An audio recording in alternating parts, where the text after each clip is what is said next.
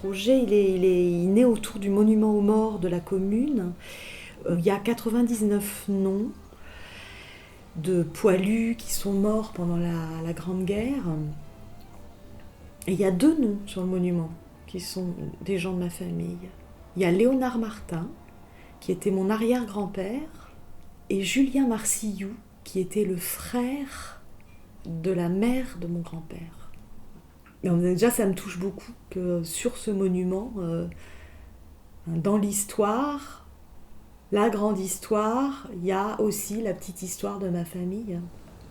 Bon, trace et effacement, c'est aussi, voilà, c'est aussi pour moi l'effacement de mon enfance. Ça, c'est normal, l'enfance s'efface pour tous.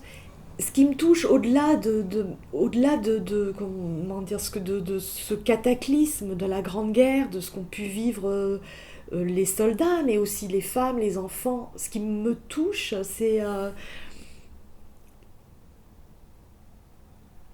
au-delà de ça, pour moi, la disparition de la culture paysanne. Voilà, ça me touche énormément. Alors, toutes ces campagnes-là, en général, ça se voit au monument aux morts, du reste. 99 morts dans une commune qui avait environ 1000 habitants, plus le nombre d'handicapés, revenus handicapés, gazés, etc., ou d'amputés, etc., ça fait une sacrée proportion dans un truc, quoi. Il n'y a pas que ça, mais je suis sûr que des communes comme Meillard et d'autres ne se sont pas vraiment relevées de cette hémorragie. Mais toutes les campagnes, ici, toutes les campagnes, on payait un tribut énorme.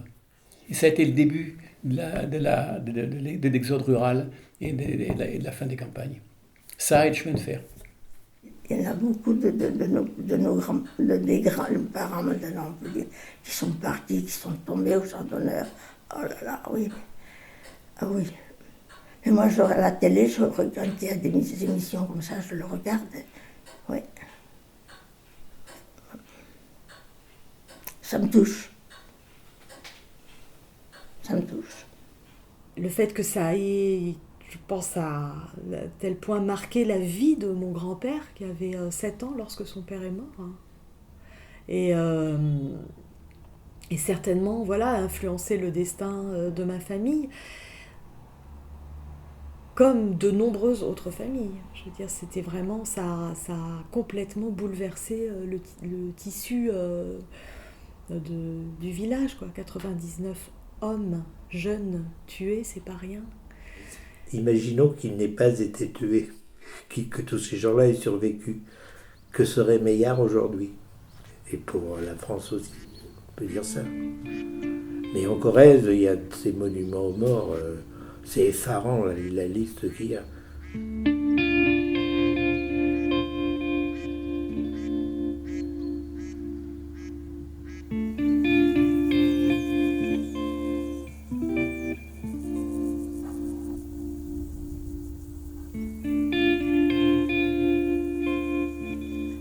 Le grand regret de mon père, c'est de ne pas avoir pu retrouver justement les traces de la vie de son père, de la fin de vie de son père. Et moi, dans ma tête, depuis bien longtemps, j'avais envie de faire ce travail que mon père n'a pas pu faire.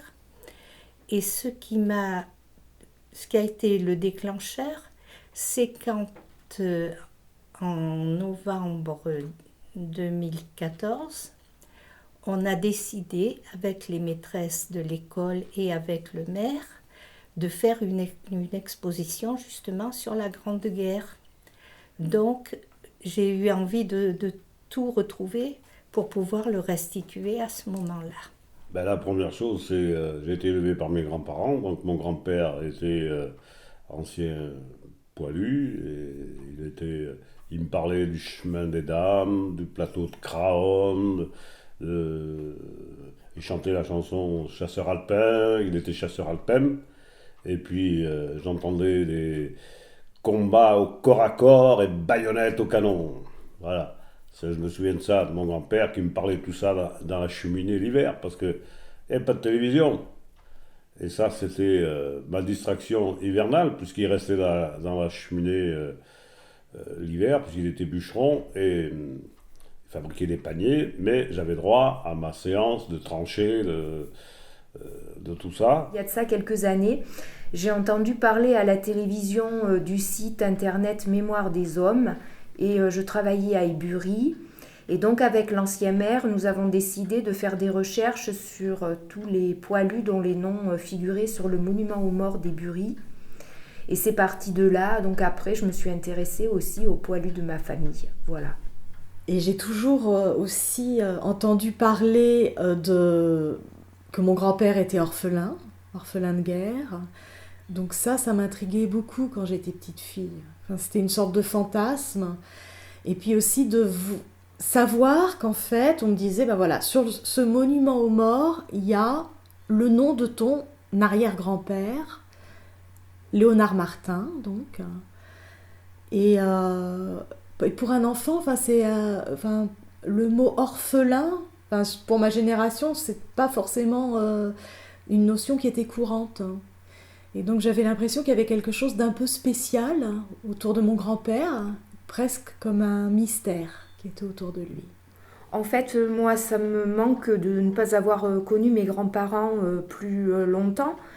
Ma maman, c'était la dernière de 9 enfants et donc ses parents étaient très âgés, alors je les ai peu connus. Et puis quand elle est née, elle avait des frères et des sœurs qui étaient déjà mariés.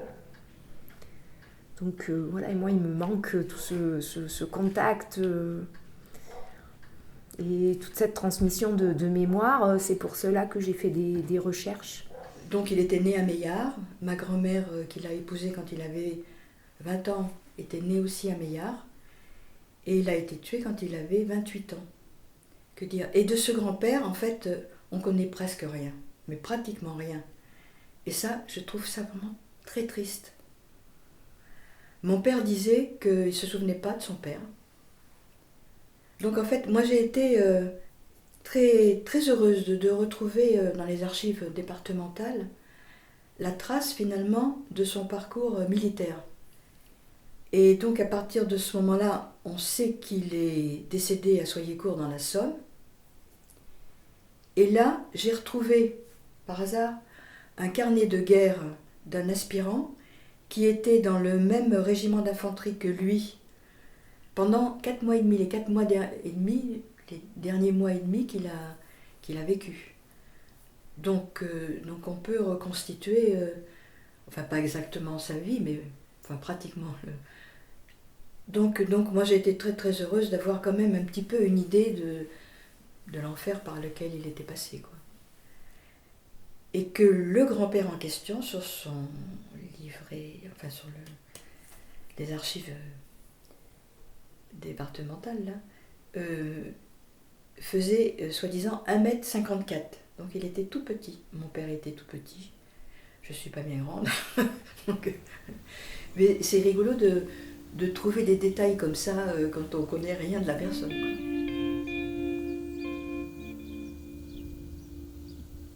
En fait, c'est quand même tous des gens qui ont un rapport à la mémoire qui est extrêmement fort. Et la volonté, on a l'impression, il y a un côté très Don Quichotte, quoi, de vouloir garder des traces.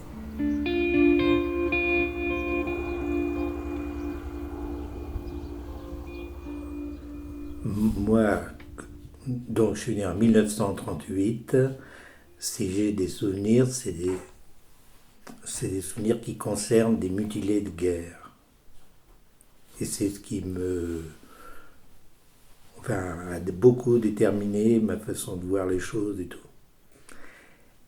J'ai quelques souvenirs d'anciens combattants, comme le grand-père de Claudine, qui venait des fois nous aider à moissonner, et vers 4h, 5h, on s'arrêtait pour une pause casse-croûte. Et il nous racontait quelques souvenirs de guerre, puisqu'il avait été brancardier pendant la guerre de 14-18. Et il le disait en patois, j'ai retenu sa phrase, « Yo er brancardier ». Ça veut dire « j'étais brancardier ». Mais j'en ai pas un très bon souvenir, surtout d'après ce que mon père racontait, quoi. Il en parlait assez souvent, je disais tout à l'heure, il en parlait pas tous les jours, mais presque. Certains n'en parlaient plus parce qu'ils avaient tellement souffert. Lui avait souffert aussi, mais il n'avait pas fait les tranchées. Parce qu'il était dans la cavalerie. Dans la cavalerie, on l'avait versé dans le... Il était un peu plus âgé. Il est né en 1883. Alors comme il était un peu plus âgé, on l'avait versé dans le ravitaillement de l'artillerie. Alors il était chargé d'approvisionner les troupes, l'artillerie en particulier, en munitions, éventuellement en armes de remplacement, quoi. Et il a fait ça pendant toute la guerre. Il a voyagé sur tout le front pratiquement.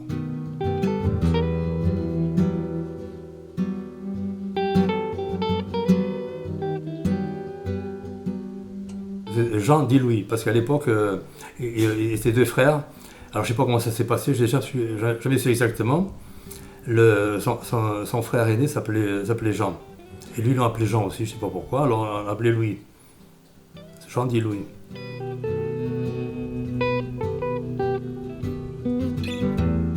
On n'a pas eu beaucoup de contacts pour parler de ça. Jamais il a parlé, jamais je lui ai entendu parler de la guerre, jamais, jamais. Alors il avait de la guerre cette blessure qu'il a amenée au tombeau. Jamais on a pu la faire cicatriser. Moi j'ai vécu un peu avec mon grand-père ici. Alors, donc, mais il n'en parlait pas, il ne voulait pas en entendre parler. Tellement si elle lui rappelait de mauvais souvenirs. Cette jambe a toujours tiré, elle a toujours suppuré, et ils n'ont pas pu la guérir. Et le docteur de Chambray avait fait venir un médecin de Paris, il a dit tu viendras, et puis je te regarderai, on essaiera de faire sécher ce mal.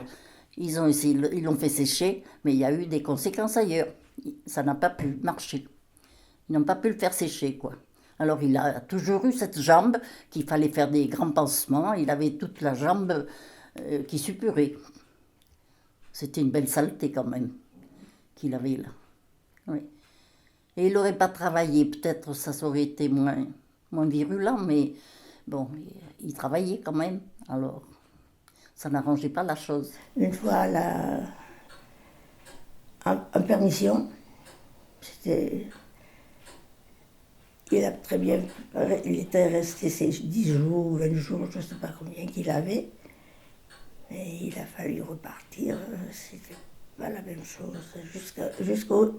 De Benaille, il était à Benaille à l'époque. De Benaille à la gare de Masseret, et ben, ça allait encore. Mais quand il a vu le train qui est arrivé, il voulait se jeter sous le train, il a fallu que d'autres personnes le retiennent et le montent dans le train. Parce qu'il ne voulait pas y aller, il ne voulait pas y aller, il ne voulait pas y aller, il ne voulait pas y aller. Donc ça veut dire bien qu'il y a eu beaucoup de souffrance. Il était cultivateur, puis bon. Et puis il y en a qui prennent leur mal en patience, mais il y en a d'autres, vous savez bien, qui ne peuvent pas. Chef de gare et une autre personne lui pousse dans le train. Il était devenu un peu fou, tellement qu'il a peur de remonter là-haut à Verdun. Après, j'ai des souvenirs de gens du Breuil qui sont morts maintenant, mais qui étaient mutilés. J'en ai connu un qui avait une jambe de bois, enfin qui avait perdu une jambe. Un autre qui avait perdu un bras, et il avait un avant-bras en fer. J'ai beaucoup entendu parler de la guerre par mon grand-père et ses voisins de l'époque, mais moi j'étais trop petite, je ne comprenais pas le sujet de leur conversation. Je sais qu'à l'époque on faisait des veillées, mais je n'approfondissais pas les choses. J'entendais parler des chemins des dames, j'entendais parler des tranchées, parce que mon grand-père, il avait fait un peu la guerre, mais il était tombé malade. Il avait été hospitalisé et après il n'était pas revenu au front, il l'avait mis dans les cuisines. Donc mon grand-père n'avait pas, pour ainsi dire, beaucoup combattu. Et puis les générations suivantes n'ont pas forcément vécu avec leurs grands-parents, alors que nous, à notre époque, c'était incontournable. Dans une ferme, on vivait plusieurs générations. il y a eu des aides à la décohabitation uniquement dans les années 1970 seulement, pour que les jeunes agriculteurs soient séparés, enfin puissent vivre séparés s'ils le souhaitaient de leurs parents. Et vous savez, à l'époque, mon père savait lire et écrire, mais les gens n'écrivaient pas beaucoup. Vous avez beaucoup de gens ici, ils partaient à la guerre, et puis ils n'écrivaient pas. Ou ils faisaient écrire par un copain qui savait écrire, ou alors ils n'écrivaient pas du tout, et ils revenaient, ils disaient, ça y est, je suis revenu, je suis là. Ou ils ne revenaient pas. J'ai aussi eu un grand-père, Goumiyou, qui, en 1915, a eu un 6e enfant, ce qui lui a permis d'éviter la mobilisation et l'armée, quoi. Et il racontait, « Cet enfant m'a sauvé la vie ».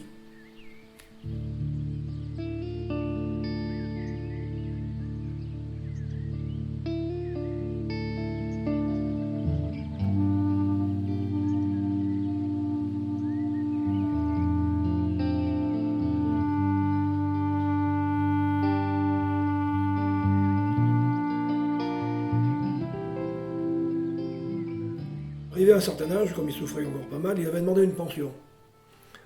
Le médecin militaire était venu accompagner un député à la maison, où il y avait mes grands-parents et mes parents. Et mon grand-père a parlé assez fermement au gradé qui était là, au député, le député était là pour l'accompagner, mais la seule pension qu'il a obtenue, c'est 10%. Et il a attendu assez longtemps pour la demander, mais je crois que les 10% étaient largement mérités. Il était quand même assez atteint. Et mon grand-père paternel, le grand-père Dufour, lui, il était dans les chars, il avait été gazé. Et il en avait gardé un très mauvais souvenir. Et il faisait, comme on dit à l'époque, un peu d'emphysème. Il était revenu avec des problèmes pulmonaires.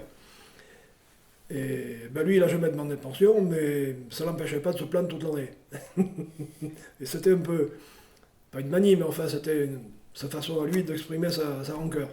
Le grand-père à mon mari, il avait eu les pieds gelés pendant la guerre, et lui, il avait 20 ans en 14. Donc il a fait toute la guerre, et surtout, alors ce qu'il nous a beaucoup raconté, lui, et il ne parlait jamais de la guerre en elle-même, c'est son frère qui est mort sur le bateau, qu'il est rapatrié, et ils l'ont passé par-dessus bord. Puisqu'à l'époque, il n'y avait pas de frigo, ça l'avait terriblement marqué.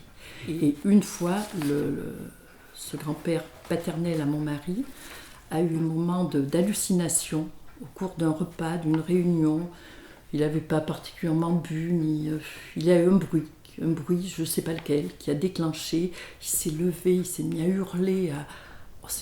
Tout le monde a fait silence, c'était impressionnant. Ce genre de... On l'a vu une fois. Moi, je l'ai connu pendant 15 ans. Une fois. Et lui, il avait eu les pieds gelés, donc. Et quand il bêchait son jardin, c'était un jardinier de profession, il bêchait avec une chaussure d'un côté et un sabot de l'autre.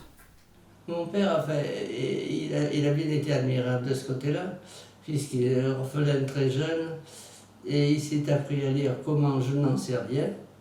Mais total, c'était lui qui faisait les lettres des soldats, puisque les trois quarts ne savaient pas ni lire ni écrire.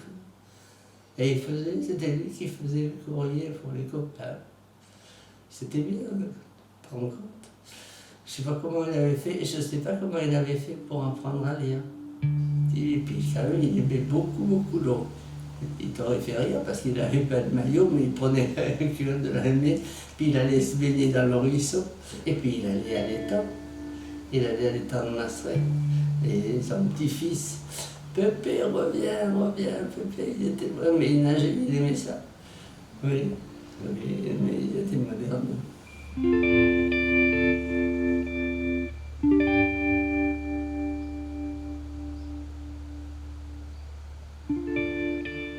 On ne savait absolument pas s'il était enterré quelque part, mais on pouvait situer, grâce au carnet de Poilu, l'endroit où il était tombé. Et c'est ça surtout qu'on a recherché et qu'on a trouvé. On a retrouvé la ligne de front qui s'appelait le labyrinthe, qui couvrait à peu près 2 kilomètres. Maintenant, évidemment, ce sont des champs de betteraves et de céréales là-bas. Mais on est persuadé que c'est là que notre grand-père est mort et qu'il est resté parce que tous ces soldats ont été enterrés sur place. Sans doute que ça sentait mauvais et les autorités ont fait murer toutes ces tranchées, toute cette partie de la ligne de front. On est à peu près sûr que c'est là qu'il est. Les coquelicots repoussent sur les sols calcaires, mais quand on sait ce qu'il y a dessous, et c'est dommage que ce ne soit pas plus su, qu'il n'y ait pas de panneau, qu'il n'y ait pas quelque chose pour le signaler, parce que c'est vrai que c'est des leçons de vie et de mort. Non, ce qu'on peut aussi regretter, c'est de ne pas avoir un lieu où se recueillir. Parce que, bon, on y est allé une fois avec mon mari, à côté d'Arras, mais on y reviendra sans doute plus jamais.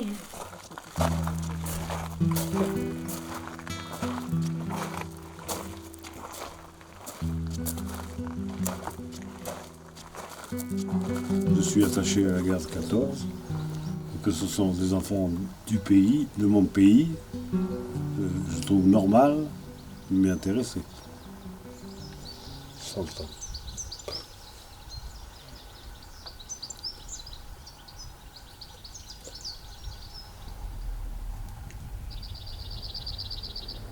Pourtant, là il y a de la famille encore. Mais, un peu loin, mais bon. Quand je passe là, souvent je m'arrête. Saluer ma famille, les poilus, les gens que j'ai connus.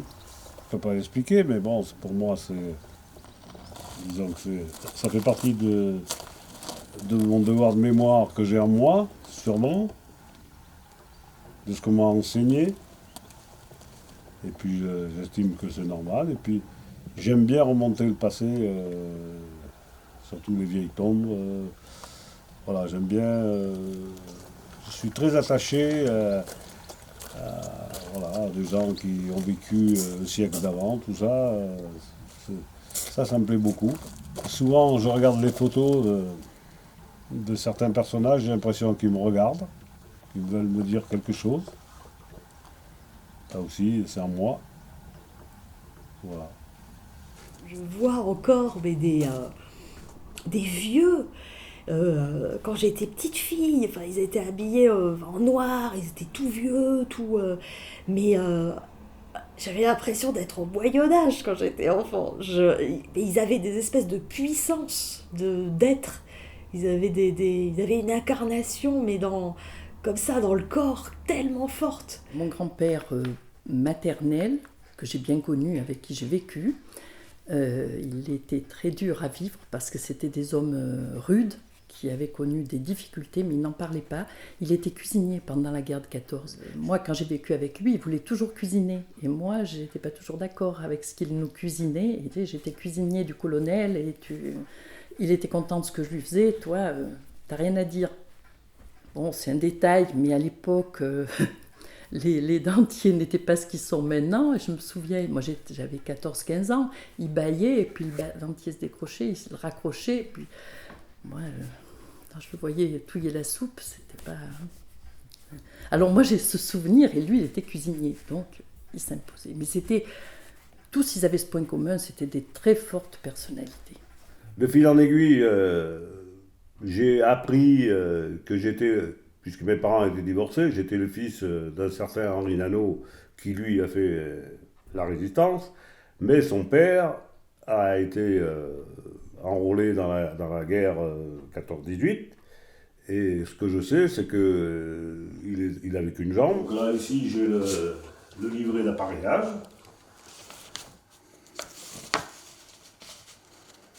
Amputation jambe gauche au tiers supérieur. Malheureusement, comme mes parents étaient divorcés, je l'ai peu connu. Je l'ai vu quelques fois, mais je l'ai peu connu. Mais de ce que je sais, c'est que c'était quelqu'un qui buvait beaucoup. Il buvait jusqu'à plus tenir, et puis il dormait dans les chemins avec sa jambe de bois. C'était un phénomène, mais c'était un gueulard. Quand il est rentré de la guerre, il s'est marié avec ma grand-mère. Et la subtilité sur la photo, c'est qu'on ne voit pas la jambe de bois. Mais en fait, elle est là. Il n'a pas été blessé. La seule chose, il a eu une pneumonie. Et il l'a eu en 1918, juste avant la fin de la guerre. Mais il a dit, moi je vais aller en Allemagne quand même. Et alors il a été en Allemagne, il a été en occupation, vers Mannheim, sur le Rhin. Et il a été davantage malade, et finalement, il a été malade toute sa vie. Tous les hivers, il avait un problème, quoi. C'est un peu de sa faute, parce qu'il avait dit, moi je vais aller en Allemagne. Il a été, mais il aurait pu être rapatrié. Il est rentré à la maison, et puis il y avait les enfants, mais je sais pas, il devait être 3, 4, je sais pas. Tu vois, j'en sais rien, mais enfin, il y avait les enfants. Il n'y avait pas de pain à la maison. Il revenait de l'armée, il revenait déjà de la guerre. En fait. Oui, il est arrivé, il n'y avait pas de pain. Bah, tu sais, il avait quand même son caractère. Hein. Il s'est mis dans une colère folle, il est parti à la gendarmerie. Et puis il a dit, le pain, je vais en trouver. Et puis effectivement, je ne sais pas ce qu'il avait fait, mais enfin, il avait fait du pétard et il est allé chercher du pain. Mais non, mais il n'y avait pas de pain pour les enfants, ben ça. Ouais. C'est ça. Et je le porte sur une autre gerbe, là, et je fais ça. Il y a un objet spécial, particulier, qui a été inventé uniquement à cause de ça, pour les moissons. Parce que les femmes n'étaient pas assez fortes pour remuer les javelles, comme les faisaient les hommes, les gerbes. Quand les moissons se faisaient, à la faucille, on coupait ce qu'on appelait des javelles, et qui étaient constituées une gerbe. Il fallait au moins 3 javelles pour faire une gerbe. Mais pour faire ça, il fallait transporter ces javelles, plus ou moins loin, pour en faire un petit tas bien posé, pour que la paille soit bien égale dans le truc, et ensuite on faisait un lien en paille. Oui, il y a un Corrézien qui a inventé ça. Grand-mère maternelle, donc. Elle habitait pas très loin de la voie ferrée, et je pense que c'est ce qui lui permettait de vivre. Elle allait vendre sa volaille, son beurre, vraiment pas les grosses choses, mais à Userche, au canton. Elle ne dépendait pas de ce canton, mais la première ville la plus proche de la gare. Voilà.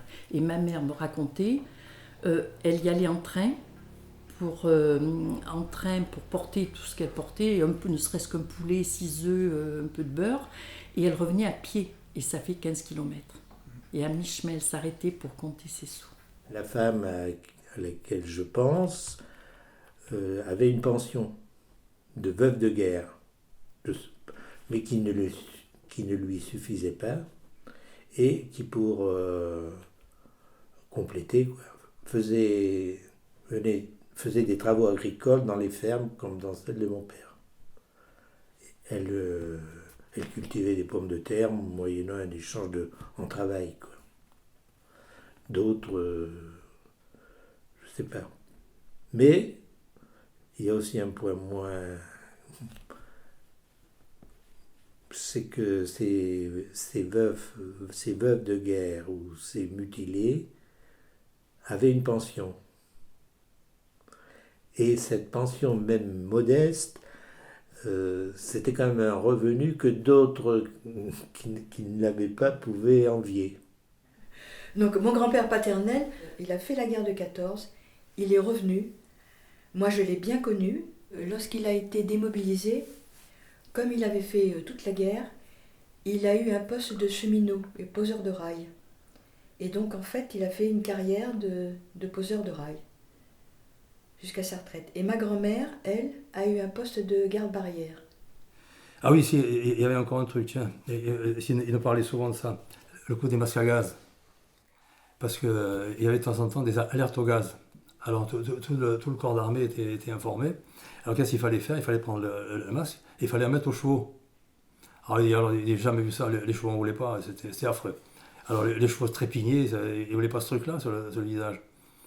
Mais il fallait en mettre absolument, quoi. Sans ça, les chevaux, ils crevaient, quoi. Comme les hommes, pas pareil. Ah oui, le coup des masques à gaz, oui, ça, alerte au gaz. Ta grand-mère aussi, elle en avait eu un portrait de ton arrière-grand-père. Et je crois qu'on leur faisait ça à tous ceux qui étaient tombés au front. Et alors, c'était la mère Jeannette, la mère à Baptiste et à ce Julien qui habitait dans la petite maison en bas de chez Marcillou. Et bon, la petite Jeannette est décédée, donc la maison, c'était plus rien. Et, c'était une maison basse. Et ils l'ont aménagée en étable à cochon. Et ce qui m'avait frappé, et qui avait bien frappé Armand aussi, c'est qu'ils aient aménagé les étables à cochon avec ce portrait dedans, qui était resté dedans. Ça nous avait, en quelque part, choqués. Et après, quand j'ai commencé à connaître la famille Nano, puisque je ne connaissais rien, j'ai appris qu'il a 2 frères qui sont morts, 2 frères de mon grand-père, un autre Léonard comme lui, et puis il y avait un autre frère qui était parti à la guerre, un autre Jean Nano, qui lui a été gazé, et malheureusement il a vécu après, mais avec les poumons bousillés, quoi, voilà. Je voulais dire que ces grands-oncles-là, à moi, l'un avait 19 ans, l'autre avait 22 ans. Voilà, c'est touchant, pour moi, voilà. Quand on m'en parle, je pense à eux aussi, voilà. Plus qu'à mon grand-père même, parce que mon grand-père, lui, il est revenu avec une jambe, mais il est revenu.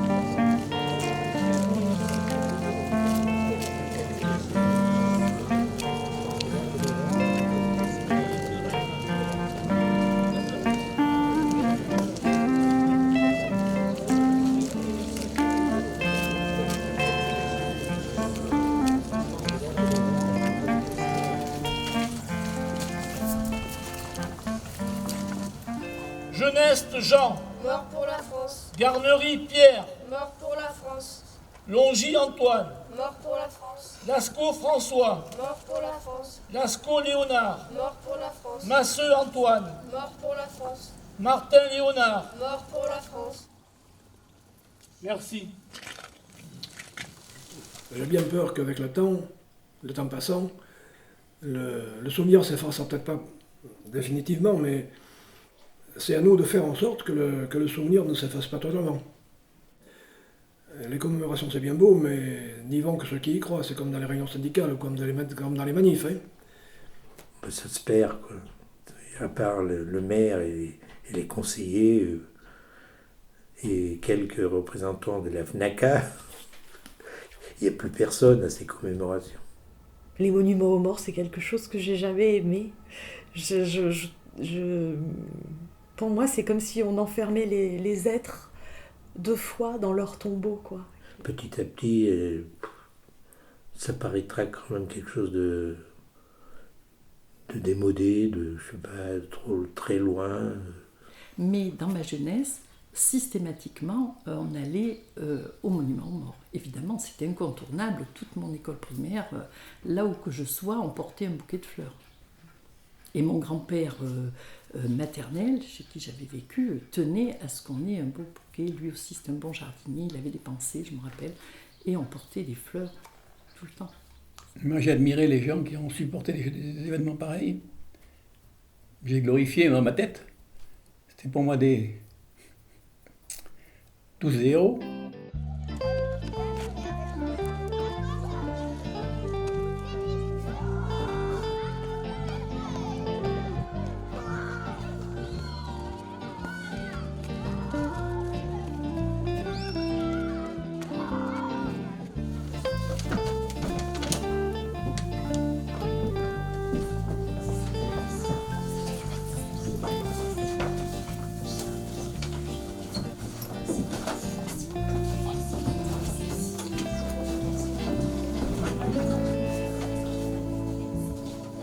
j'ai dessiné un poilu et tout le monde a fait ce qu'on pensait, on pensait ce que c'était un poilu parce que je ne savais pas ce que c'était un poilu.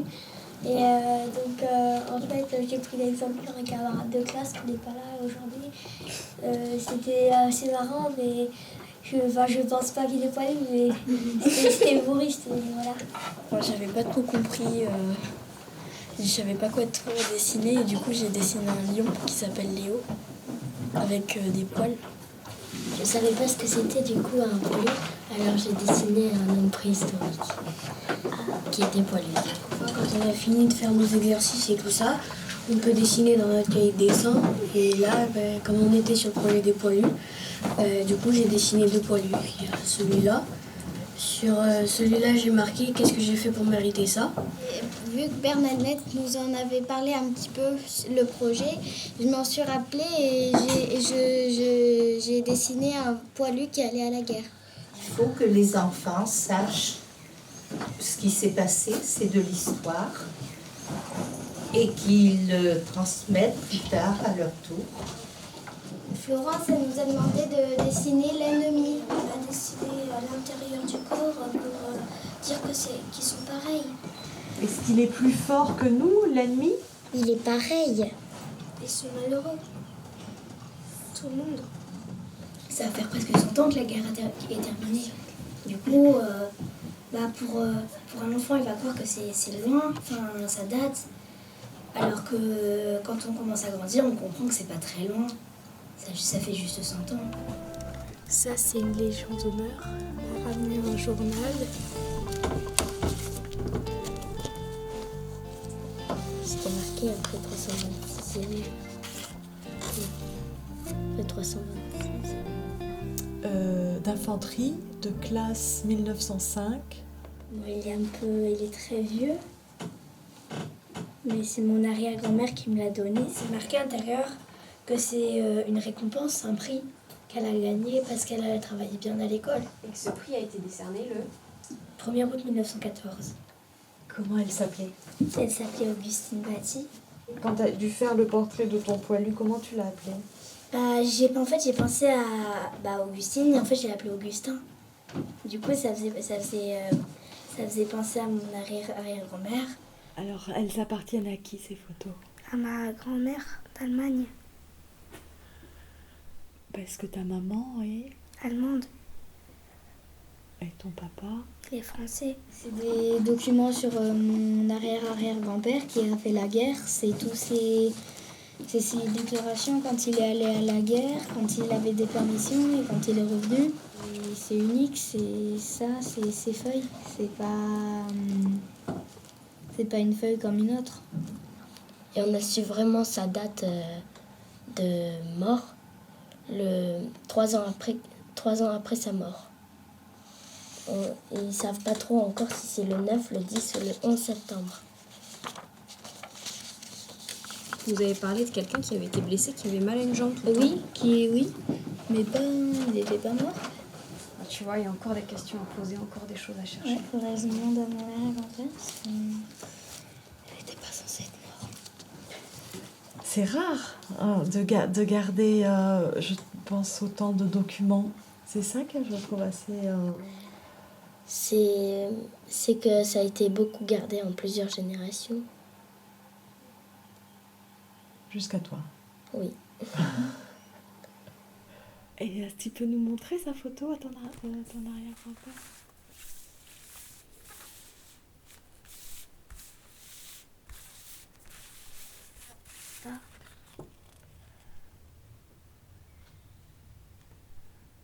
Ça me choque moins que ceux qui sont plus proches de moi. C'est parce que je l'ai pas vu, je l'ai pas connu. Alors je peux pas le ressentir. Ça me choque pas quoi. Et tu as dit qu'il avait été blessé par un éclat d'obus? Oui. Et du coup, alors il a été hospitalisé à Bar-le-Duc, comme on l'a dit. Et après, il est revenu chez lui et il est mort en 1971 d'une crise cardiaque dans les escaliers. Oui, voilà. Une fin rapide.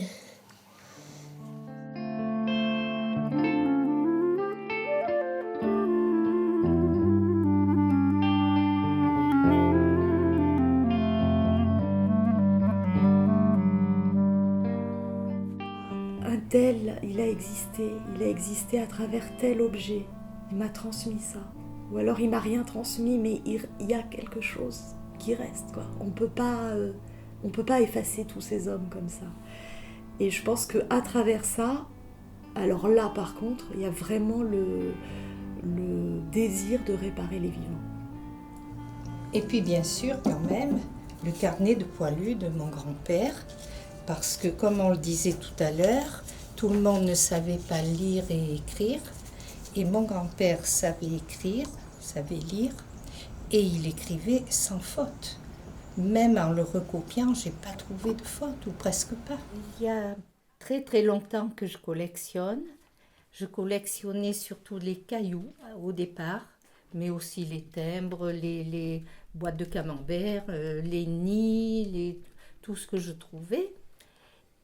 Et on a fait bâtir le chalet avec mon mari pour pouvoir y entreposer justement toutes ces choses-là et les classer. Les objets relatifs à mon grand-père, c'est relativement récent. On est allé dans le Pas-de-Calais, donc sur ses traces. Mais je lui avais consacré, oui, un petit coin de mon petit musée.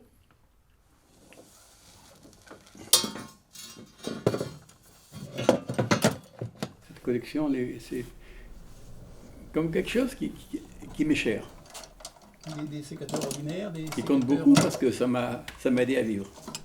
J'aimais beaucoup les choses qui étaient abîmées ou sales, parce que je leur donnais une vie. Ça me plaisait. Et pas du neuf. Puis c'était un peu plus à moi comme ça. J'étais un peu propriétaire, j'avais amené quelque chose de plus à ce qu'était l'objet abandonné, sale ou oublié ou jeté par mégarde, ou des fois par mégarde peut-être, je sais pas. Mais c'est pas un musée, c'est un ramassis d'objets, d'outils, de jouets.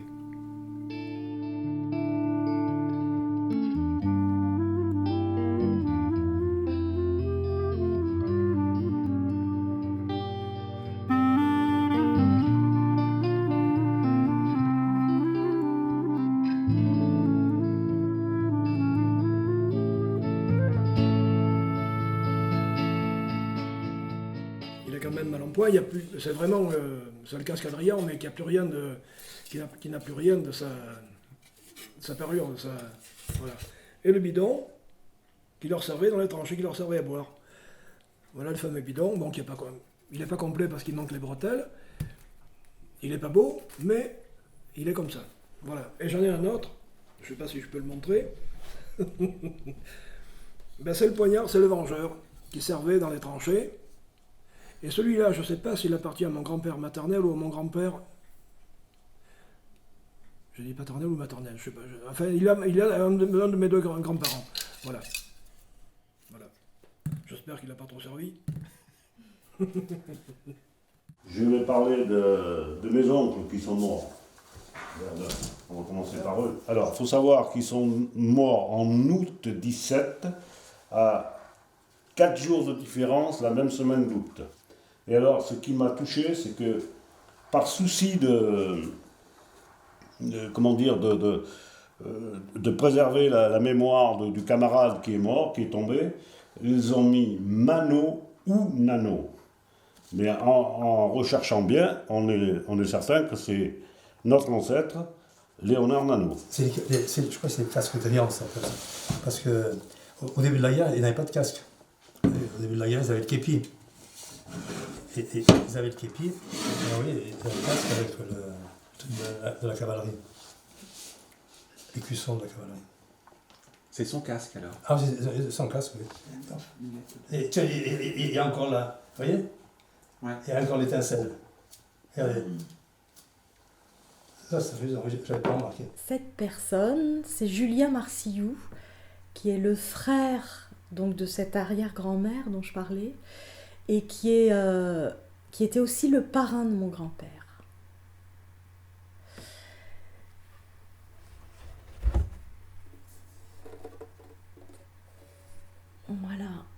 Alors, quand j'étais enfant, il y avait ce violon qui était accroché dans la pièce.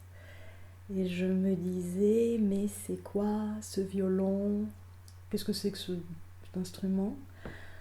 En plus, il était en décoration au mur et personne n'en jouait. Il était là un peu comme abandonné. Et donc en fait, j'ai toujours entendu dire que c'était le parrain donc, de mon grand-père qui l'avait ramené. Et qui l'avait ramené d'Albanie. Il avait été incorporé dès le début en 14 et donc il est mort en 17, donc là, sur le front de l'Est. Et puis là récemment, j'ai redécouvert, j'ai découvert, il y a eu des recherches et sa tombe qui est en Albanie, donc c'est à la limite de la Macédoine. Et je trouve ça émouvant.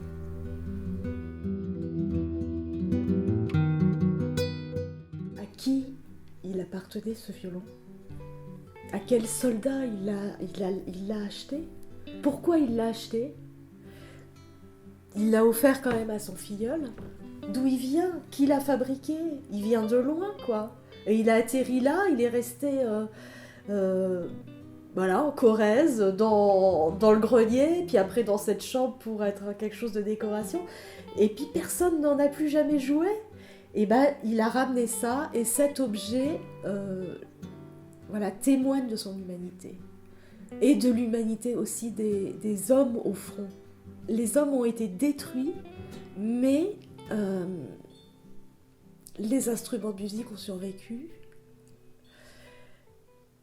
Et en fait, voilà, l'émotion me reprend, mais c'est comme si l'art durait, la musique dure. Voilà. Je ne sais pas ce que je peux dire d'autre, c'est que, j'essaierai, moi, de préserver cette mémoire le plus longtemps possible. Mais par contre, j'ai deux fardeaux là-dessus, c'est aussi j'ai le fardeau de la résistance. Donc, on peut pas, il ne faut pas mélanger les deux, mais il faut avancer, quoi. Mais voilà, moi j'y penserai toujours, quoi. Mais j'avais trouvé le premier travail que j'ai fait donc, sur le monument aux morts des Buries, j'ai trouvé ça particulièrement difficile de me replonger là-dedans. Et j'ai trouvé ça très difficile, j'étais très mal à l'aise. Maintenant, c'est différent, j'ai l'impression que ça fait partie de plus de moi, quoi. Enfin, voilà. Moi, j'ai écrit des choses en ce qui me concerne, moi. Parce que j'ai pensé que ça manquait de mes grands-parents, qu'ils n'aient pas écrit exactement quelque chose. Et moi, j'ai écrit ma guerre. Parce que je crois que c'est important d'avoir des choses comme ça, des écrits. Non, je crois que j'ai bouclé la boucle quand même. Son nom figure sur le monument aux morts de Saint-Thierry-la-Perche en Haute-Vienne où il était né, dans l'église aussi de Saint-Thierry-la-Perche. Son nom figure sur l'anneau de mémoire que Hollande a inauguré il y a quelques années. Et je pense que la boucle est bouclée, il n'y a pas de sépulture, et puis c'est tout. Mais je crois que c'est important de dire et d'écrire. Parce que c'est l'horreur, donc il faut en parler. Et...